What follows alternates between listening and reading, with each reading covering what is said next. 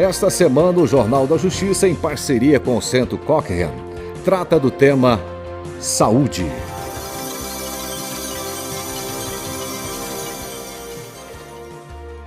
Boa noite, senhoras e senhores, bem-vindos ao Jornal da Justiça, numa gentileza aqui do Jornal da Justiça, em apoio ao Centro Cochrane do Brasil. Nós vamos falar aqui sobre evidências, hoje em saúde, e particularmente evidências em tratamento e prevenção da dependência do álcool, um tema estratégico que está dentro dos planos do governo da presidente Dilma, não é? E que é extremamente importante para a integridade da família, da saúde do indivíduo, no aspecto econômico. E o álcool, eu diria, que afeta também a saúde do sistema de saúde brasileiro, não é? Então, lembrar que o Centro Cochrane do Brasil é uma entidade, um instituto aqui da Universidade Federal de São Paulo, ligado a mais de 20 mil cientistas internacionalmente, e onde se mapeia o conhecimento do que funciona e o que não funciona. Hoje nós vamos falar de álcool. Existem maneiras de prevenir o alcoolismo, existe maneira de reduzir a dependência do álcool. Esse tratamento funciona, qual não funciona. A Cochrane mapeia evidências para a solução desses problemas de saúde pública e problemas mais específicos, até para ver se é possível reduzir a queda do cabelo ou se um tipo de válvula cardíaca é melhor do que outro. Hoje nós temos os interessados nessas evidências podem acessar o site do centrocochranedobrasil.org, está escrito aí no pé do seu vídeo, e hoje nós temos aqui a honra e a satisfação de trazer um dos maiores especialistas brasileiros, né, numa área estratégica para o país, que é a dependência do uso do álcool, alcoolismo, prevenção e tratamento. Nós temos aqui o professor Dr. Ronaldo Laranjeira, que eu conheço desde que ele era pequenininho e já estudava esse assunto, não é?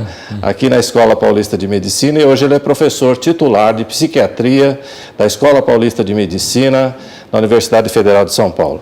Ronaldo, esse programa é todo seu, eu sei que seu conhecimento foi adquirido em algumas décadas, e nós temos apenas aí 45 minutos a 1 hora para você trazer o conteúdo seu, que foi garimpado ao longo do seu trabalho, dos seus estudos, para a população brasileira. Então, eu agradeço aqui a participação do professor Ronaldo Laranjeira e ao Jornal da Justiça por dar essa oportunidade da gente poder ser útil à população brasileira, como vocês verão no decorrer desse programa. Então, a palavra é sua, Ronaldo. Como é que está hoje o uso do álcool no Brasil, os programas, a lei seca, como é que está álcool e gravidez, como é que está a dependência de álcool e dependência de outras drogas, tudo isso vai ser abordado nesse programa. De forma que a palavra é sua, fique à vontade, eu só vou provocar você para o assunto não ficar muito parado num determinado ponto. Eu acho que, lógico, o álcool é um dos grandes problemas de saúde pública, né? A própria Organização Mundial da Saúde vem salientando assim, né? Quer dizer, principalmente na América Latina, na Rússia, né? E em alguns países africanos. Só para a gente ter uma ideia, na Rússia, depois da queda do Império Soviético, o homem russo perdeu mais de 17 anos de vida média, por causa do aumento do consumo de bebidas alcoólicas naquele país. Então virou quase que uma urgência do ponto de vista de saúde pública e tem toda uma operação da Organização Mundial de Saúde para reverter esse grande catástrofe assim, para a população da Rússia, né? Na América Latina, isso também não é diferente, né? A OMS calcula que de 8% a 12% do custo de saúde, né, está relacionado ao consumo de álcool. Na América Latina, o álcool tem um custo maior do que o cigarro, né? Se nos Estados Unidos, na América do Norte, na Europa, o cigarro tem um custo maior do que o álcool, né? E nas drogas também é maior o problema do cigarro e das drogas nesses países mais desenvolvidos. Na América Latina, o álcool é o maior problema de saúde pública dela, né? Então ele está entre o segundo e terceiro grande problema de saúde pública. Por que isso ocorre, né? Por que é tão diferente nos Estados Unidos e na Europa?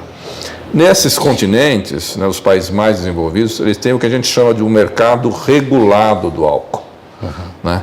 Então, o preço do álcool é bem regulado, a venda do álcool é bem regulado, a propaganda do álcool é regulado, você não vende bebidas alcoólicas para menor de idade, você não bebe e dirige, né? Os pontos de venda eles são muito regulados, tem horários de funcionamento, a densidade do número de pontos de venda de álcool é uma coisa bem regulada, né? Então as pessoas falam que depois da lei seca dos Estados Unidos houve uma liberação legal. Isso não é verdade. Os mercados desses países são muito regulados. Tanto que o lucro da indústria do álcool nesse país é muito pequeno. É uma margem, e o mercado não está se expandindo, o mercado está diminuindo. A maior parte dos países desenvolvidos, pelas políticas restritivas, o que está existindo é uma diminuição de consumo. Infelizmente, é o contrário que acontece no Brasil, onde nós temos o que a gente chama um mercado do álcool muito desregulado. Então, um litro de pinga custa menos de $1. Quando eu vou em reuniões internacionais, eu falo que um litro de pinga no Brasil custa menos de $1, as pessoas não acreditam. Eu tenho que ir lá e mostrar que um litro de pinga é mais barato que um litro de iogurte, né, é mais barato do que um litro de água mineral. Né? E é verdade, né? Um litro de pinga custa R$1,50, R$2, dependendo da pinga. Isso então facilita o alcoolismo, né? Sim, como qualquer produto, e no caso do álcool não é diferente, quanto menor o preço, maior o consumo. Né? Então, isso é válido para qualquer produto, e no caso do álcool... consumo aí significa lesão, né? Doença, né? Aumento de doença. Por tudo, né? Quer dizer, se a gente fala como o mercado é desregulado, o que significa o mercado desregulado? Então, o preço é baixo, tem propaganda de álcool, né, nos meios de comunicação, nossos filhos são bombardeados todos os dias. Aos domingos, ao meio-dia, que vergonha, hein? Né, são bombardeados todos os dias, né? Você vê o programa das 8 horas da manhã, tem propaganda de cerveja. Né? Então, no Brasil, você tem 1 milhão de pontos de venda de álcool. Então, você não vai ter país... Um para cada 200 pessoas. Então, você não vai ter países, eu já fiz essa pesquisa, que tem essa proliferação de botecos que a gente tem no Brasil. A gente acha isso normal. Não é normal. Não precisa ir longe. Você vai no Uruguai aqui do lado, você vai na própria Argentina, não tem essa proliferação de botecos. Né? E você vende para menores de idade. Né? A lei do beber e dirigir ela é pouco fiscalizada. Então, você cria uma condição que o mercado do álcool é muito desregulado. Ele é regulado, no fundo, pela indústria do álcool. Então, é a indústria do álcool que vai, pelo menos uma vez por semana, em cada um desses 1 milhão de pontos de venda de álcool, para ver formas de ampliar consumo. Então, a única política do álcool que existe no Brasil é a política da indústria do álcool, que está visando a expansão do mercado consumidor. Ou seja, não existe oposição da sociedade. Não existe a oposição da sociedade. A sociedade se opõe a isso, mas não tem políticas do governo que de alguma forma tenta intermediar a expansão muito eficaz, né? A Ambev, você pega as ações da Ambev, só aumenta o preço, porque ela está vendo que o mercado está se expandindo de uma forma muito eficiente. Isso é verdade também, né? A prevalência de alcoólatras do sexo masculino e feminino está aumentando no Brasil, provavelmente via propaganda, publicidade, ou seja, promoções, né? Promoções de alcoolismo, é isso? Com certeza, não só nos dois sexos, mas também entre os adolescentes. Se você for ver o padrão de consumo dos adolescentes, mudou. O adolescente sempre bebeu, né? Aí você pode falar, não, que de mal o adolescente bebeu um pouco. Só que o padrão de consumo do adolescente não é beber pouco. É quando ele sai, ele bebe na rua e bebe com picos de consumo. Qual que é a tradução de binge? Essa é a palavra que nós até fizemos o primeiro levantamento nacional de padrão de consumo de álcool e nós não conseguimos traduzir. Seria um padrão episódico de encher a cara. Que é alguém que bebe mais do que 4 ou 5 doses de álcool. Né? Mas a gente não tem mas é um pico de consumo que é assim que o adolescente bebe. Né? Ele bebe, não é que ele bebe um copo de cerveja com os pais no domingo, não é isso. Padrão do consumo do adolescente, quando ele bebe, hoje mesmo atendi uma criança de 14 anos, uma menina, que falava que bebia 4, 5 tequilas para esquentar. Né? Quer dizer, qualquer adulto... Qualquer adulto que beba 5 doses de tequila vai ficar comprometido, ainda mais uma menina de 14 anos. Né? Então, esse é o padrão estimulado pela propaganda do álcool, né? Não é um padrão de se beber pouco. Né? Estimula-se o beber público, né? Que também é uma característica no Brasil, não é que a pessoa bebe em casa as refeições. O padrão é beber mais externo, nesses 1 milhão de pontos de venda de álcool. Que inclui postos de gasolina, né? Como é que pode, Ronaldo? Ou seja, o sujeito não pode beber e dirigir, mas pode vender no posto de gasolina durante a noite toda, é isso? É isso. Esse é o tamanho da desregulação do mercado de álcool, né? Por isso que, do ponto de vista de prevenção, as principais medidas são medidas legislativas e de controle social do álcool. Tá. A medicina ela tem um papel, obviamente, de poder indicar quais seriam essas políticas. E a Organização Mundial de Saúde já recomenda isso. E uma primeira delas é preço. Perfeito. Se a gente continuar com esse preço baixo de álcool, nós vamos estar estimulando os nossos jovens a consumirem. Né? Ronaldo, do que a gente falou até agora, né, a gente malhou o alcoolismo, né, e realmente isso faz sentido, mas para quem está assistindo você do lado de lá, talvez ele ganhasse muito em saber que problemas para a saúde o álcool traz, de maneira geral, começando aí pelo psiquismo até os nervos periféricos, vamos dizer assim. Eu acho que é bom voltar a salientar que de 8% a 12% de todos os problemas de saúde tem a ver com o álcool. Perfeito. Então, isso ele é um número que, de alguma forma, sinaliza para a gente do que nós estamos falando. Porque aí você vai...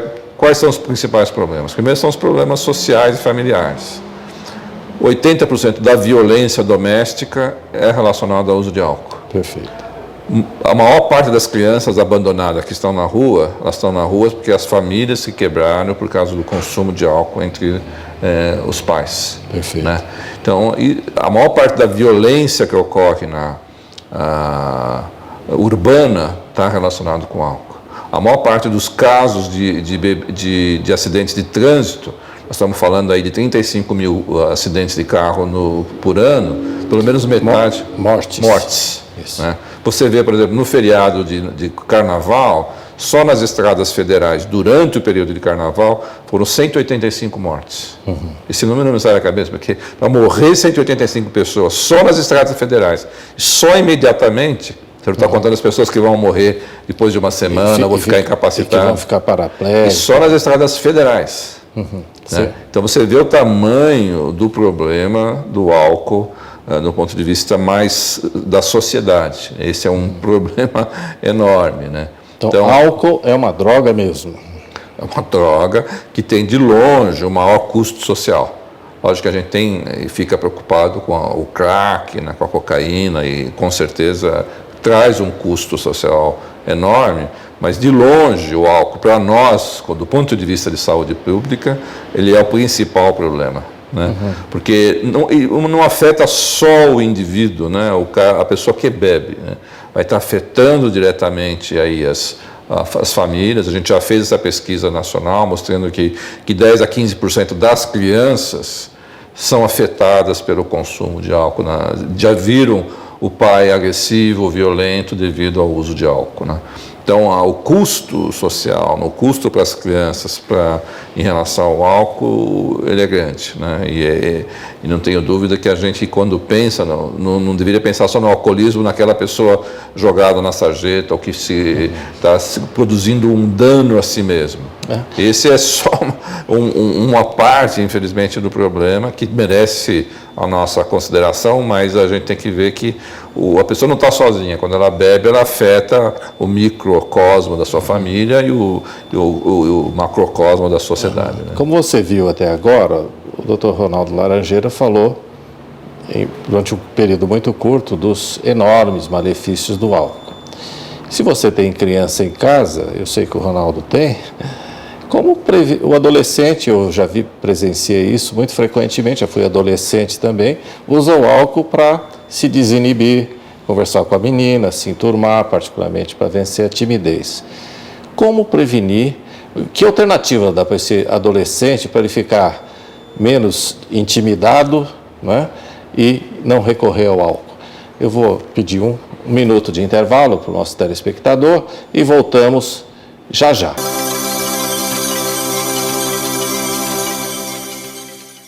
Atenção! Aquela promoção da Coraza que todo mundo espera chegou! São 600 estofados de 3 e 2 lugares, salas de jantar, muitas peças a preço de custo. Você compra e leva na hora. Então, corra pra Coraza. Coraza, 30 anos de credibilidade. 3214-4601. O Brasil é mais que o país do futebol.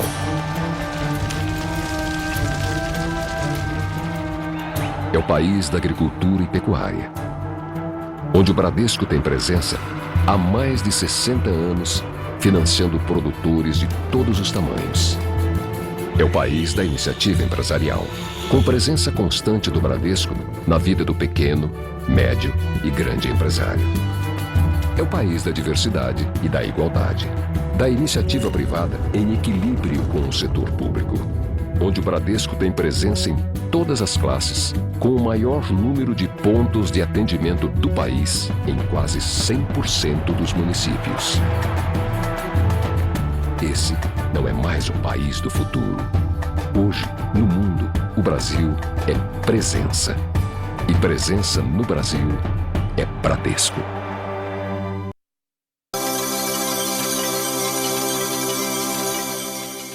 Voltamos aqui com o Jornal da Justiça, esses programas agora com a orientação da busca da medicina baseada em evidências do Centro Cochrane do Brasil. Se você quer saber se um tratamento funciona ou não e tal, acesse o site do Centro Cochrane do Brasil. As informações são para os leigos, para os profissionais da saúde, para os médicos interessados, por quem quer fazer pós-graduação, não é? E o site é centrocochranedobrasil.org. Nós tínhamos perguntado aqui, professor Ronaldo Laranjeira, que é professor titular de psiquiatria da Escola Paulista de Medicina, de como, então, tirar o álcool como uma ferramenta, né, do adolescente de perder a timidez para conversar com outro adolescente do sexo oposto ou se inibir menos, e que acaba sendo um dos começos, né? E isso estimulado, obviamente, pela propaganda do álcool no Brasil, que não tem basicamente nenhuma restrição e, eu diria mais, nenhuma ética. Eu acho que a gente tem que aprender um pouco com os outros países, né? Para mim, quando a gente fala em adolescentes, eu sempre dou o exemplo dos Estados Unidos. Nos Estados Unidos, a idade para se poder comprar e consumir álcool é 21 anos. Pode parecer uma lei draconiana aqui para a gente, né? Porque a pessoa pode ir lutar na guerra do Iraque, na guerra do Afeganistão aos 18, 19 anos nos Estados Unidos, mas ele não pode comprar cerveja antes dos 21 anos. E essa foi uma lei muito bem pesquisada. Ela já tem mais de 25 anos nos Estados Unidos. É a lei talvez que mais tenha evidência de que você proibir e fiscalizar, você tem todo um sistema de fiscalização que vai desde a pessoa voluntária a fiscalizar se estão vendendo bebidas alcoólicas para menores de idade, até fiscais mesmo, que fazem teste de compra. Ou seja, você manda um adolescente comprar num bar ou num restaurante. Se ele conseguir comprar, em seguida vai um fiscal e dá uma multa pesada. E na segunda, terceira multa, o estabelecimento é fechado. E é tão simples fazer isso. Muito né? simples. Simples, é só querer. Né? Não tem nada que impede. Né? Esse tema aqui, nós pagamos o sistema judiciário, o sistema legislativo e o executivo. Né? Quer dizer, tem 3 sistemas para fazer isso. Né? Então você tem isso, e você tem até no nosso caso o Estatuto da Criança e do Adolescente, que é muito claro de realmente proibir a venda, comércio para crianças e adolescentes.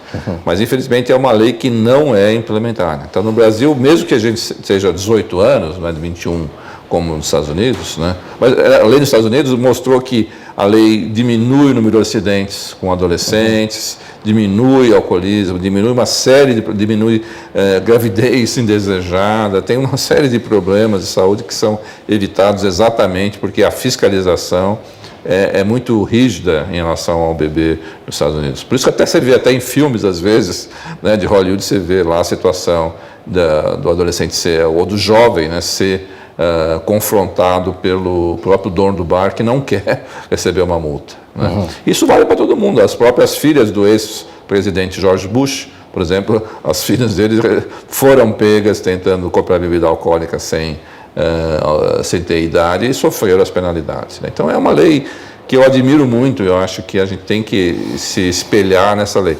Então, para mim, você teria que ter uma fiscalização muito mais consistente de não deixar que o nosso adolescente tivesse esse acesso absolutamente livre, né? Que as festas de adolescentes fossem open bar, né, que se chama, que a pessoa possa beber de uma forma indefinida, que 90% das crianças que vão comprar bebida alcoólica, nós já fizemos essa pesquisa em várias cidades, elas conseguem comprar 90%. Ou seja, a lei funciona em 10%. 10% cumprem a lei, 90% não cumprem a lei. Então, esse estudo nós já fizemos e mostra o quão desregulado é o nosso mercado, né? Então, essa é uma condição de você fazer prevalecer o Estatuto da Criança e do Adolescente, né? Eu sei que no estado de São Paulo, o nosso governador ele é muito sensível a essa questão e isso já está sendo discutido, qual a melhor forma de se fazer isso. E outra pergunta, Ronaldo, a legislação para o álcool é federal ou é estadual ou municipal? Pode ter diferentes legislações em cada nível, municipal, estadual e federal? Sim, você pode ter, por exemplo, o melhor exemplo, e foi um exemplo que nós pesquisamos bem, foi que no município de Diadema, passou-se uma lei municipal que fechou os bares das 23 horas até as 6 horas da manhã. Quando isso foi feito, há uns 7, 8 anos atrás, Diadema tinha a maior taxa de homicídio do Brasil. Era 120 mortes por grupo de 100 mil habitantes. Ela só perdia para Cali, na Colômbia, por exemplo.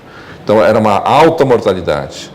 A doutora Regina Micchi, que é uma advogada e agora está, acho que no Conselho Nacional de Justiça, né?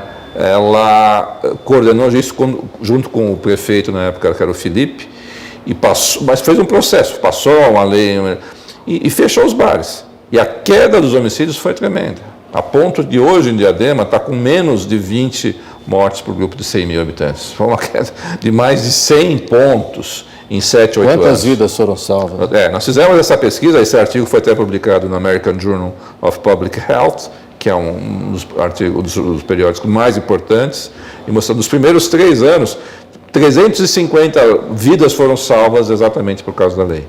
E pelo modelo estatístico que a gente fez, a gente mostrou que foi especificamente por causa da lei. Não foi por outros fatores. A gente colocou numa equação matemática complexa e mostramos isso. Então, esse, para mim, é um exemplo do que o município pode fazer. É lógico que teve brigas com a indústria do álcool, com donos de restaurantes, mas ficou pacificado. Quando a população viu que a sua cidade ficou mais segura, né, e os números eram muito marcantes, né, de você ver, né, uma mortalidade de 120 por grupo de 100 mil numa cidade de 300 mil habitantes, é muita gente morrendo por ano, né? A população viu a queda da criminalidade, dos homicídios, a população apoia. Tanto que, felizmente, é uma lei que perdura até hoje. Até hoje sai a fiscalização, né? Mais algum município adotou essa lei? Vários municípios adotaram isso. A diferença de Diadema é que a fiscalização continua, mesmo depois de 7 anos da lei. Alguns municípios afrouxaram um pouco, na região de Campinas, vários municípios. Né? Em Pernambuco também vários municípios, né? Mas muitos desses municípios eles não resistiram à pressão da indústria do álcool. Então, Ronaldo, alguns municípios aderiram. Eu diria que existem evidências para expandir isso para o Brasil inteiro, ou não tem? Com certeza, né? Eu acho que se tem uma lei que foi bem investigada, né? E as evidências são documentadas. Aí foi um prazer da minha parte ver esse artigo ser publicado numa revista de destaque e ver que ela virou um dos gráficos que a própria Organização Mundial de Saúde usa como um exemplo de política pública que é barata, né, e que, do ponto de vista da queda de homicídio, principalmente nesses municípios que têm uma mortalidade maior, não tenho dúvida que a gente precisa de um maior respaldo jurídico, menos do que evidência. Evidência nós temos, a gente teria que talvez não passar dos anos, né, os estados e o governo federal, ter uma atitude mais consistente. Ronaldo, se você me permite, né? Esse programa Jornal da Justiça é uma gentileza do pessoal da área da Justiça, para o Centro Cochrane do Brasil. Eu queria fazer uma provocação para eles. Já que tem judicialização da medicina, desde que ela seja baseada em evidências, todo mundo apoia, né? Eu acho que precisa judicializar o uso do álcool também, não é? Sim. Porque há evidências que precisa ser coibido e precisa ser eu não tenho a né? menor dúvida que o maior benefício do ponto de vista de prevenção do álcool tem a ver com a implementação da fiscalização, a implementação da justiça. Se você for ver, quer seja do fechamento dos bares em alguns horários, tem evidências para isso. A venda de bebidas alcoólicas para menores de idade. Você tem a lei, você não tem a fiscalização. O beber e dirigir. Né? Se você falar só esses 3 aspectos da lei, da política de prevenção do álcool, requer mais a fiscalização e uma implementação de medidas jurídicas, que pode ser no município, ou pode ser no Estado, ou no governo federal, mas nessas 3 instâncias você pode criar uma lei forte nessas 3 áreas, porque você já tem o arcabouço jurídico para isso. Você precisa de uma transformação da fiscalização. Né? Perfeito. Então, é lógico que o álcool causa inúmeros malefícios, a longo prazo, cirrose, né? Primeira causa de cirrose no Brasil, que acaba evoluindo aí para transplante hepático, que é caríssimo, complicado, doloroso, mas também tem o efeito agudo, que é a morte de jovens, né? E as pessoas perdem os seus filhos. Isso é muito sério, meu Deus do céu. Será que nós vamos continuar insensíveis a isso? Quer dizer, porque a indústria... Será que a indústria precisa de prejudicar os adolescentes para ter lucro? Eu acho que o grande dilema da indústria é que ela quer continuar expandindo o seu mercado de uma forma sem nenhum tipo de controle, mas ela não quer ter uma imagem pública danosa. Mas, no fundo, se você pegar qual é o maior dano ambiental produzido no Brasil hoje, é a indústria do álcool, em termos de vidas. Né? Só de vidas nos acidentes de carro, dá umas 20 mil vidas por ano devido ao beber e dirigir. Então, qual é o desastre ecológico que vai ceifar 20 mil vidas só de jovens, predominantemente, no Brasil? Então, a indústria do álcool, ela precisa ser contida, porque ela é uma indústria a não ser que o álcool combustível. Aí sim, o combustível ele vai seja, o álcool tem um efeito ambientalmente correto e tudo mais. Nós somos orgulhosos, né, de ter o álcool no Brasil. Mas a indústria de bebidas alcoólicas, ela causa um dano aos nossos jovens, né, a violência doméstica, né, e a violência urbana, que ela não pode se dissociar dessa realidade. Né? E a percepção da comunidade sobre essa indústria é importante, porque nós vamos ser chamados a restringir essa indústria. E ela reluta a qualquer tipo de restrição. Né? E dá a impressão, assim, pelo que nós dissemos até agora, para quem está nos assistindo, que tem um bocado de moralismo nisso. Na realidade, é a preocupação de quem é médico e que foi preparado para lutar contra a morte das pessoas, né? E não pode ver tanto sofrimento e tanta morte totalmente evitável e totalmente injustificável, né?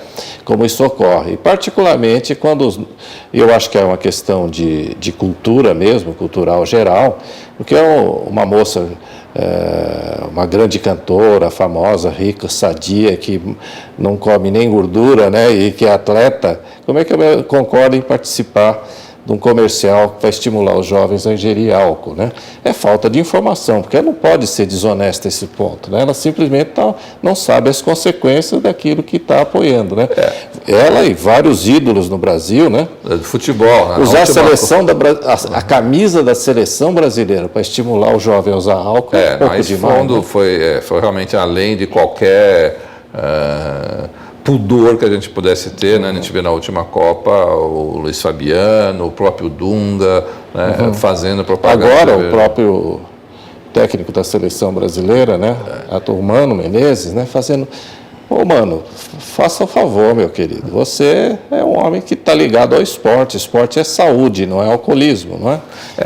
A pessoa tem que ver que o esporte ele é incompatível com o álcool. Como é que você pode usar o lado bom da vida, quer dizer, que é o esporte, o melhor lado do Brasil, que é o futebol, para vender cerveja? Eu acho que isso moralmente é intolerável. A gente tem que criar um constrangimento para qualquer pessoa que... Eu acho que o caminho, né, Ronaldo, é fazer o que a gente está fazendo no sentido de passar essas informações, que nos mostram um pouco da nossa revolta, mas, por outro lado, o caminho é informar as pessoas, levar evidências, conhecimentos, para que elas entendam, né? Então, as consequências. Uma das consequências do uso indiscriminado do álcool e que acaba formando uma multidão de mentecaptos no país, de gente com inteligência abaixo do que teria, é o uso do álcool na gravidez. É sobre isso que eu...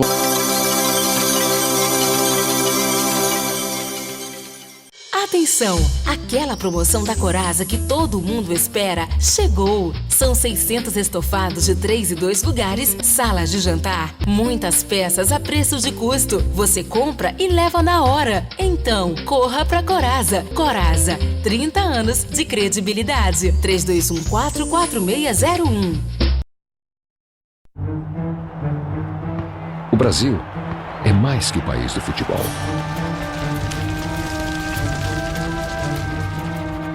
É o país da agricultura e pecuária, onde o Bradesco tem presença há mais de 60 anos, financiando produtores de todos os tamanhos. É o país da iniciativa empresarial, com presença constante do Bradesco na vida do pequeno, médio e grande empresário.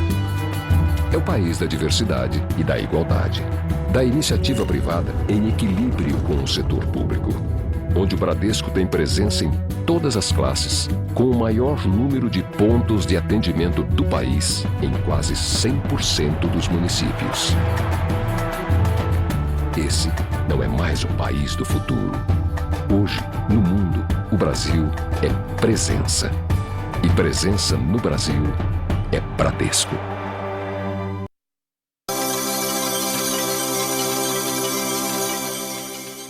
Então, bem-vindo de volta ao Jornal da Justiça, agora com o embasamento das evidências do Centro Cochrane do Brasil, para que se crie uma cultura de tomada de decisão baseada em resultados de pesquisas clínicas de qualidade.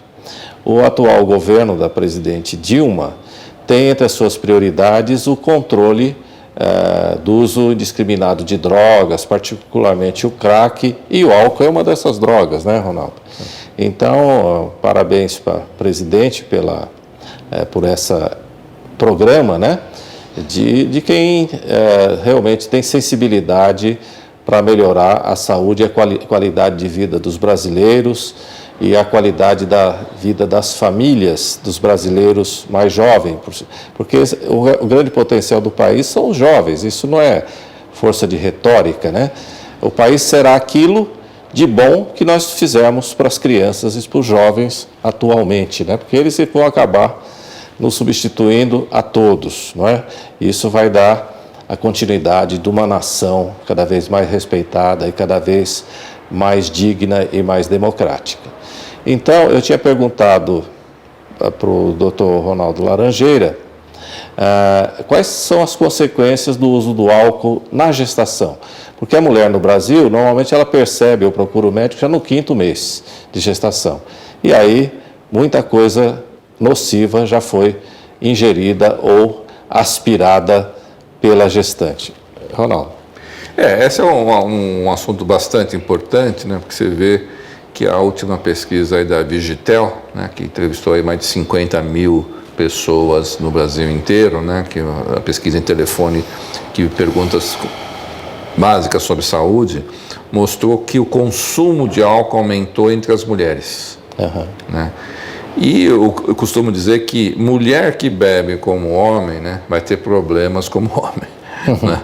E isso é uma coisa. Então, as mulheres, obviamente, têm mudado muito do comportamento e muito da posição da mulher na sociedade brasileira. Isso ainda bem que tenha acontecido isso, mas o efeito colateral é que as mulheres estão bebendo, estão se socializando que nem homem e bebendo que nem homem. Só que as mulheres têm essa condição particular que é a gravidez. Né? E principalmente no primeiro trimestre da gravidez, qualquer consumo de álcool vai ter repercussões no feto. Né? Lesa os neurônios do feto, ele fica menos inteligente. Lesa bem. Se você, no limite, aquela pessoa que bebe consistentemente vai ter até o síndrome fetal pelo álcool, né? Que é uma característica que realmente tem... a pessoa fica com pouca inteligência, fica com um rosto muito característico devido à lesão do álcool. Eu acho que esse é o extremo, mas mesmo uma pessoa que beba 1, 2 doses de álcool no primeiro trimestre, principalmente, você tem associado a deficiência mental, por exemplo. A principal causa de deficiência mental nos Estados Unidos é álcool. Vejam só vocês, quer dizer, nós estamos aqui falando num país florescente, maravilhoso, que nós queremos construir, ao mesmo tempo que alguém está se liberando o uso de uma substância que lesa o sistema nervoso central e rouba a inteligência das crianças e rouba o futuro do país. Né? Então, exatamente porque às vezes nem sempre a mulher vai ter um planejamento da gravidez, né? Quer dizer, ela se expondo ao consumo de álcool regular, né? E não sabendo que está grávida, esse é um período crítico, nos primeiros 2 meses, 3 meses da gravidez, onde ela realmente pode causar um dano significativo à criança. Né? Por isso que, mesmo nos Estados Unidos, com todos esses controles que a gente tem essa repercussão significativa no número de deficiência mental. Né? E eu vejo também, né, quer dizer, que a indústria do álcool poderia ouvir gente como você, não é? Contratar você para fazer, né, conferências para eles. Porque realmente só podem estar fazendo esse dano todo por falta de informação, não é por maldade, né? Nem só por ambição. É falta de conhecimento. Você vê que são grandes jovens executivos, né? Competindo uns com os outros, esquecendo, né, do benefício social. É que a indústria do álcool, ela acha que mesmo a indústria da cerveja no Brasil, porque 70% do consumo de álcool no Brasil é feito na base de cerveja. Né? Mas quando você fala com essas pessoas, às vezes teve algumas oportunidades, eles não têm uma percepção do problema de saúde pública. Eles acham que eles nem vendem álcool. Você fala da pessoa da propaganda da cerveja, você fala, não vendemos álcool, vendemos um pão líquido. Essa é uma palavra... É isso que essa piadinha não é nova, hein? Não. O nosso grande compositor Noel Rosa já fez essa piada na década de 30. Então, mas eles falam exatamente isso, que eles, de alguma forma, para aliviar as suas consciências de que eles estão vendendo um produto. Mas, infelizmente, a cerveja, que aparentemente ela é inócua, né, porque ela é vendida, retratada como uma substância que é inócua, leve, né, ela tem 5% de álcool, e se você tomar 3, 4 cervejas, você atinge um patamar de risco grande. Né? Agora, para falar em risco, eu acho que é um assunto que não é muito comentado no Brasil em relação ao álcool, e cada vez mais as evidências mostram que ele é um problema de primeira linha, que é a relação de álcool com câncer. Né?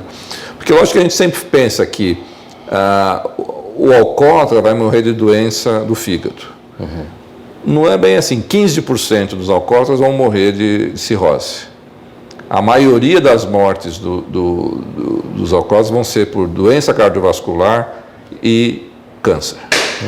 Porque a maioria dos alcoólatras também fumam. E tem uma relação entre álcool e cigarro que aumenta muito o risco de câncer. Mas o álcool, per se, vai aumentar muito alguns tipos de câncer, como o câncer do tubo digestivo, né?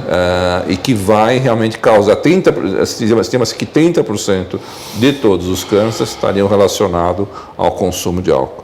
Então, cada vez mais a gente vai ter que controlar o álcool também para diminuir essas doenças crônicas, né? Porque hoje as doenças infecto-contagiosas, elas estão ficando menos importantes, né? E as doenças não transmissíveis, né, são mais importantes. E aí você vai falar das doenças cardiovasculares, de câncer, e o álcool e o cigarro estão intimamente relacionados a essas 2 principais matadores da sociedade. Então, para isso, né, Ronaldo, é preciso criar cultura, né, de informações e de conhecimentos, em particular, você que é um pesquisador, que levar esse conhecimento para a sociedade e que essa sociedade é composta lá de marqueteiros, de publicitários, de negociantes, de empresários, etc., que aos poucos vão moldando a sua consciência e poderão fazer tanto sucesso como estão fazendo hoje, sem expor ao risco a vida das pessoas. E você já tomou aqui algumas atitudes também para criar essa cultura, né? Com a publicação de livros, olha aqui, Álcool e Direção, Beber ou Dirigir, né? Do Sérgio do Alibe, da Ilana Pinsky e do Ronaldo Laranjeira. Você quer falar alguma coisa sobre esse livro? Esse livro ele foi decorrência de pesquisas que a gente fez nos últimos anos. Nós fomos os primeiros a fazer pesquisas sobre beber e dirigir aqui no Brasil, né? Que são pesquisas muito simples. A gente simplesmente parava os motoristas e fazia algumas perguntas básicas e fazia o teste do bafômetro. A primeira pesquisa que a gente fez foi na cidade de Diadema. A gente viu que quase 30% dos motoristas tinham bebido alguma coisa. 30%? Sexta e sábado e domingo. Nós até achávamos que era um número absurdo, porque na literatura internacional dos outros países, quando chega a 5%, vira um problema de saúde pública. É uma grande epidemia. Né? Aqui era 30%. 30%. E aí nós repetimos logo depois da chamada lei seca, um ano depois da lei, nós chamamos, diminuiu para 18%. Quer dizer, Ronaldo, que no fim de semana, a cada 3 motoristas, um está bêbado. Agora talvez 1 em cada 5, né? Houve uma diminuição, mas isso flutua muito, porque logo depois da lei seca, ela teve uma exposição na mídia muito forte. Né? Então eu acho que as pessoas diminuíram o beber e dirigir. Mas agora, como a fiscalização ela está muito errática, né? Então eu acredito que deve ter voltado a esses patamares que 1 a cada 3 motoristas nos finais de semana dirigindo nas cidades grandes como São Paulo, Belo Horizonte, Rio de Janeiro, Vitória do Espírito Santo, que foi onde nós fizemos as pesquisas. É um número assim que não existe na literatura. Eu já fiz essa pesquisa, só existem países africanos que tem índices parecidos com os nossos. Isso tem tudo a ver com a violência no Brasil também, né? Com os homicídios, latrocínio, né? A maneira banal como se encara a morte, né? Das pessoas jovens, né? Das pessoas na flor da idade. Depois as pessoas ficam lá chorando aquela tragédia e ninguém faz nada para combater a causa, né? Então, talvez seja o beber e dirigir seja o melhor exemplo de que, obviamente, houve uma boa lei, né? Não tem dúvida. A melhor lei em relação ao álcool que já teve no Brasil foi essa lei chamada Lei Seca, assinada pelo presidente Lula, mas a fiscalização dessa lei ainda está muito inconstante. Então, não tem dúvida que ela salvou muitas vidas, principalmente no primeiro ano dela, porque... E salvou muita sequela, muita cegueira, né? O Brasil tem milhares a menos de gente andando de bengalas brancas por causa disso também, né? Quer dizer, porque o trauma e a sequela do acidente... Ou de pessoas que ficam... tem sequela de medula... Lesão de medula, paraplegia, tetraplegia. Então, não tem dúvida que a maioria das pessoas conhece um jovem que teve um acidente grave de carro. Né? Ou uma família que teve um acidente muito grave de carro. Então, porque quando a gente fala aí de 35, 40 mil acidentes de carro no Brasil... Nós estamos falando de um grande volume de acidentes. E isso, né, pela mortalidade, né, mostra o tamanho do problema. Os países desenvolvidos caiu muito nos Estados Unidos depois das leis que fiscalizam. Então, por exemplo, todo o guarda tem que parar um número X de carros aleatoriamente dos Estados Unidos para fazer o bafômetro, todo dia. Então, a fiscalização é muito maior e tem uma série de procedimentos depois que a pessoa é identificada. No Brasil, nós temos ainda uma inconsistência jurídica em relação ao beber e dirigir, porque, por exemplo, até recentemente, o senador da República se recusou a fazer o teste do bafômetro. Nos Estados Unidos, isso seria presunção de culpa. Aqui no Brasil vira presunção de inocência. Então, nós temos ainda um pântano jurídico. Esse Jornal da Justiça, né, muitos magistrados, promotores estão te assistindo, eles podem propor projetos, né, e levar para o legislativo para modificar isso, né? Nesse livro a gente discute um pouco isso, lógico que eu não sou jurista, mas a tecnologia ela pode ajudar muito nisso. Por exemplo, tem um tipo de bafômetro que é o chamado um bafômetro passivo. Você não precisa soprar. Então ele suga o ar expirado, ele é o tamanho de uma lanterna. Ele vai sugar o ar expirado da sua boca e do seu nariz e na hora te dá um valor de intoxicação exatamente se você tivesse assoprado. Parece uma tecnologia do outro mundo, mas custa $500. É um bafômetro absolutamente que a polícia americana ela utiliza esse tipo de bafômetro mais frequente do que o bafômetro comum que se esse seria mais adaptável à lei brasileira? Ela é, porque tem esse debate todo de você pode recusar a produzir prova contra si mesmo. É um debate jurídico que nos outros países já superaram esse debate, né? Porque você não tem o direito de dirigir intoxicado. Então você é obrigado a fazer o teste do bafômetro. Se você se recusar, é presunção de culpa. Perfeito, esse é o ideal, né? E na maior parte dos países desenvolvidos isso já acontece. Porque se a pessoa não quer produzir prova contra si mesma, ela está de alguma forma se incriminando. Perfeito. Muito bem. Vocês viram que esse programa trouxe uma densidade de conhecimentos, mais do que informações, fundamentais para você que está nos assistindo, para a sociedade brasileira, para os nossos políticos, para os nossos executivos, para os nossos gestores e assim sucessivamente, para os nossos educadores em particular, e particularmente para os nossos artistas, que, pelo amor de Deus, parem de se associar à propaganda, ao estímulo de uso de álcool por jovens, adolescentes, etc. O Dr. Ronaldo Laranjeira escreveu também um livro sobre o tratamento do usuário de crack, que nós vamos falar numa próxima entrevista e que isso está dentro do programa da presidente Dilma, né, de combate ao uso do crack, que é uma maneira também de levar o adulto ou o adolescente jovem a um tipo de deficiência mental gravíssima, não é? Então, o Dr. Ronaldo já está aqui convidado para o próximo programa e nós estamos muito felizes em ter tido ele aqui conosco, que ele tenha trazido todo o resultado do esforço de uma vida em prol para a melhoria da nossa sociedade. Ronaldo, muito obrigado, espero contar com você, suas palavras finais. Para mim é um prazer, né, estar sempre discutindo esse assunto, né? Eu acho que a sociedade brasileira ela tem que se informar, né, sobre o impacto do álcool na saúde pública, né? E quanto mais educado nós formos como sociedade, mais nós vamos caminhar para um mercado do álcool mais regulado. E necessariamente é contra o álcool.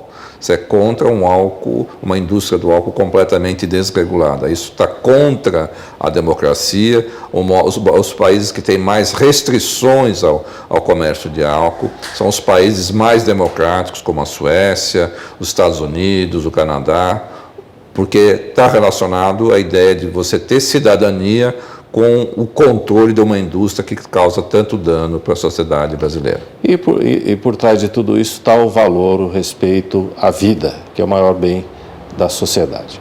Então, até o próximo programa, nesse mesmo canal, e muito obrigado.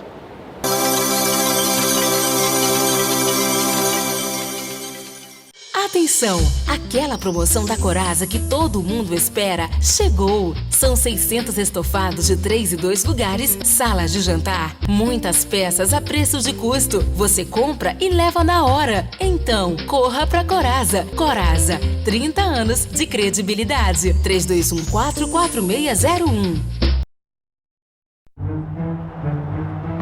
O Brasil é mais que o país do futebol.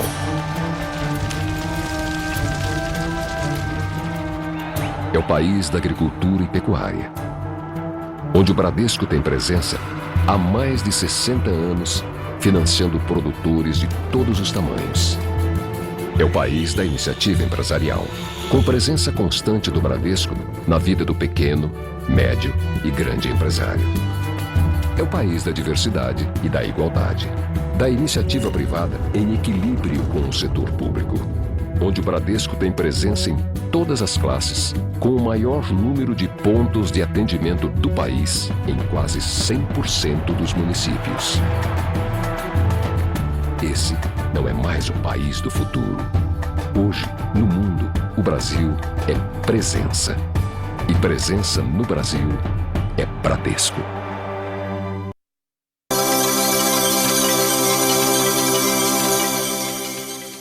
Atenção! Aquela promoção da Coraza que todo mundo espera chegou! São 600 estofados de 3 e 2 lugares, salas de jantar, muitas peças a preço de custo. Você compra e leva na hora. Então, corra pra Coraza. Coraza, 30 anos de credibilidade. 32144601. Você sabe onde está a força da Unimed? A força da Unimed não está apenas nos seus profissionais altamente qualificados, nem na reconhecida qualidade de seus serviços ou na sua abrangência nacional. Não está somente na sua experiência de 39 anos no mercado, nem em seus 11 milhões de clientes ou em seus inúmeros trabalhos sociais. A força da Unimed está no cooperativismo. Cooperativismo é trabalho em equipe, é a união das partes em função do todo. Cooperativismo é o fiel compromisso em desenvolver, conjuntamente com igualdade e justiça, a saúde da comunidade. Federação das Unimedes do Estado de São Paulo.